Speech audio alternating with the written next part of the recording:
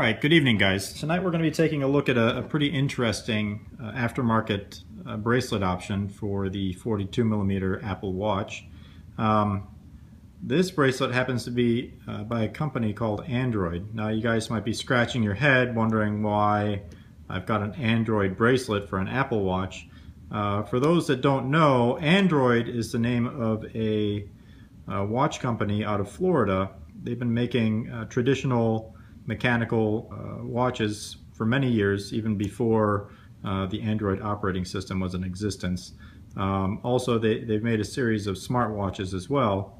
They do have some aftermarket strap and bracelets that they sell on their website, and what I picked up for today is a tungsten bracelet, and we'll take a closer look at it here.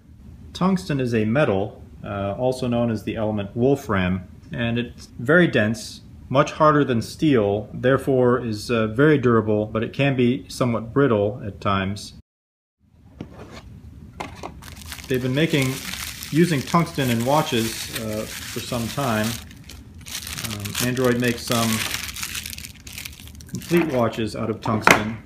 You can see as a metal it's kind of a darker color than what you would expect from stainless steel. And right away, just the weight of it, you can feel that it's quite heavy.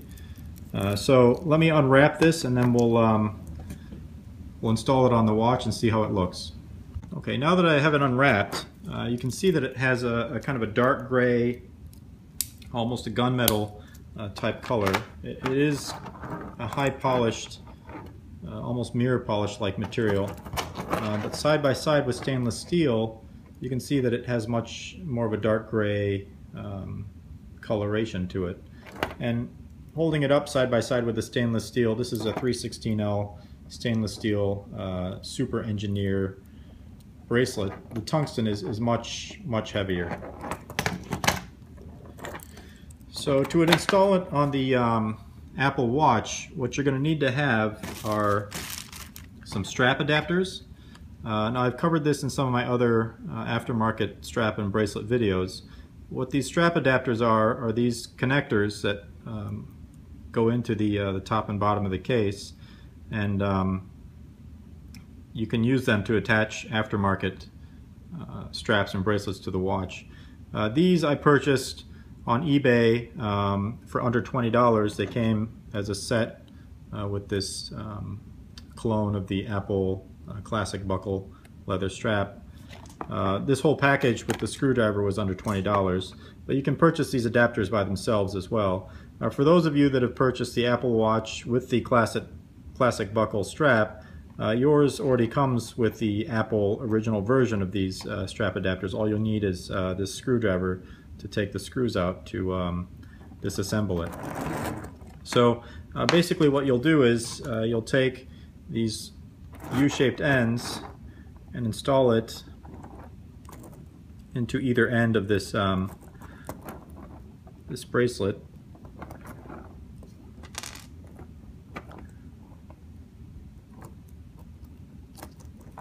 What that will do is and allow you to attach the bracelet to the watch. So let me show you just one end, and then we'll cut the video and I'll do the other end and show you the end result. No pun intended, of course. So you have to excuse me doing this with the camera in between.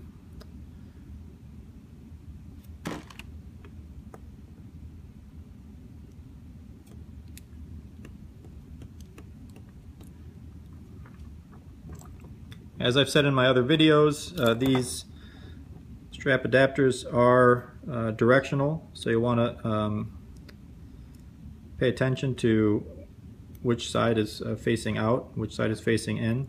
The way you'll know is the one side has 3 black inserts, the other side has 2 black inserts and a silver insert in the middle. The silver insert side goes towards the inside of the bracelet or towards the back of the watch. So you want to install them properly, because that's what locks it in place and holds it into the case of the watch. So I've got the one side on, and I'm going to stop the video, put the other side on, then show you what it looks like on the watch. Alright, so here we have the end product. This is the Android 24mm tungsten bracelet on the Apple Watch. I forgot to get some measurements. I'll show you some measurements with the my calipers. The bracelet width is 24mm. The bracelet thickness is about 3.5 to 4 millimeters. The weight, let's get a weight on this. With the tungsten bracelet is going to be 277.7 grams or 9.79 ounces. So very heavy. I'll show you the weight with the Milanese bracelet next. Alright, so just for reference, here's the 42mm stainless steel Apple Watch on the Milanese loop. And it looks like it measures 89 grams or 3.139 ounces. Alright, so I just got done sizing the Android bracelet on my Apple Watch. But one thing I do need to note, so that people who purchase this bracelet will know, is that it's not just a standard friction pin design. Standard friction pin watches typically have an arrow, again, on the back of the link that shows which direction to push the pin out. And what you do is you take one of these pin pushers. These kind of watch kits can be purchased online for under $20. They come with about 4 different sizes of these, which are the pin pushers, and then these hammers, as well as these blocks. And what you'll do is you'll put the bracelet in with the arrow facing down, and line it up with the there's little holes in the bottom of the block, and this will hold your links in place. And then basically you'll put the pin into the little depression on the side of the link, and you'll want to select the pusher that fits in the hole freely and doesn't bind inside the hole. So then you'll just gently tap the pin out the other side of the link, again in the direction of the arrow. And the pins typically are a little bit wider on one side and then narrow on the other, so the wider side will push out the bottom, and once it slides out, then you'll be able to take the link apart and then you'll be able to, remove the links and then reinstall it by reinstalling the pin. When you reinstall, the pin then goes in the opposite direction of the arrow, and you'll obviously want to push it in so that the narrow side goes in first and the fatter side stays on the outside, and that's what holds the pin in place inside the link. And that's what I thought this bracelet was, but once I started taking it apart, I realized that this is actually not that. This is actually a pin and collar design. So you'll see that there's this pin that comes out, and the pin is actually completely straight. There's not a fatter side or a narrower side. And in between is this tiny little tube. And this tube is actually what holds this pin in place inside the link. So when you're taking it apart, these tubes are just kind of sitting in there. So you'll want to be careful that you don't lose the tube as the link comes apart, because if the tube falls out, then there's nothing holding that you'll be able to put the pin in, and it won't hold in place. It'll just fall out. So let me show you what I mean.